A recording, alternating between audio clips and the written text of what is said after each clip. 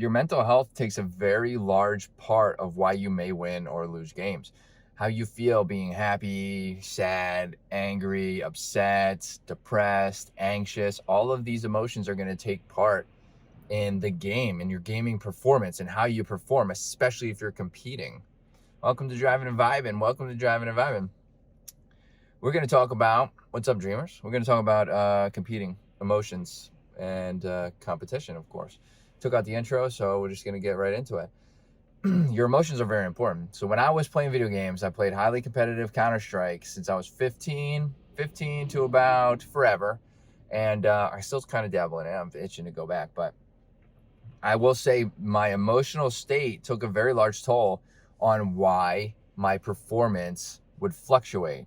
It is very known that if you are depressed, anxious, if your mind is rolling with all of these thoughts and your mindset is kind of not, like, if you're not fully focused on the game, and this doesn't just go with game, this goes with everything. If you're not fully focused on what you're doing, your mind might start wandering, your focus, veers off away from the game. Your gaming performance or whatever task you're doing is going to temporarily go down, right?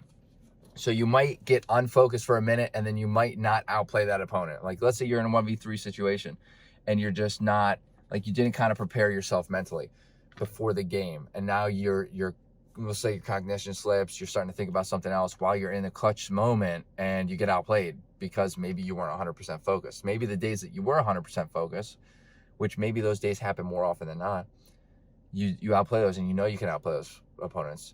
Now you didn't outplay this opponent.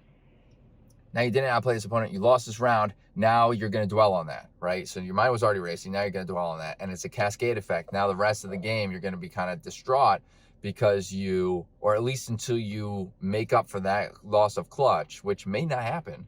And then your gaming performance may suffer the rest of that game. This is very important during your competition. So my mind was all over the place. I used to be very angry. I suffered from anger and depression. I did see a therapist. I think therapists are very good tools. That's deep into the emotional state we're talking about. But there are things that you can do to prepare for, these kind of like these moments. You want to make sure that your mind is like at ease before you go in, right? You want to make sure that you have that the game is going to have 100% of your focus, because you want to win this competition, right?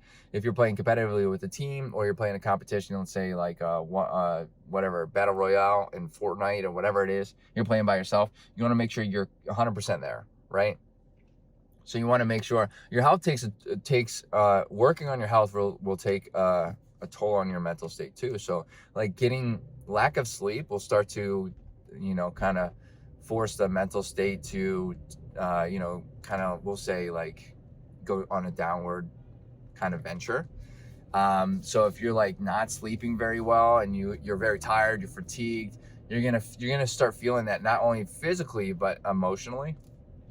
So getting good sleep, especially competing, like if you're not getting good sleep while you're competing, you're more than likely not going to, see the results you want to see. What you put in your body is definitely going to. So there are foods that drive inflammation, right? And inflammation in the body is going to wreak havoc on your mind and your body.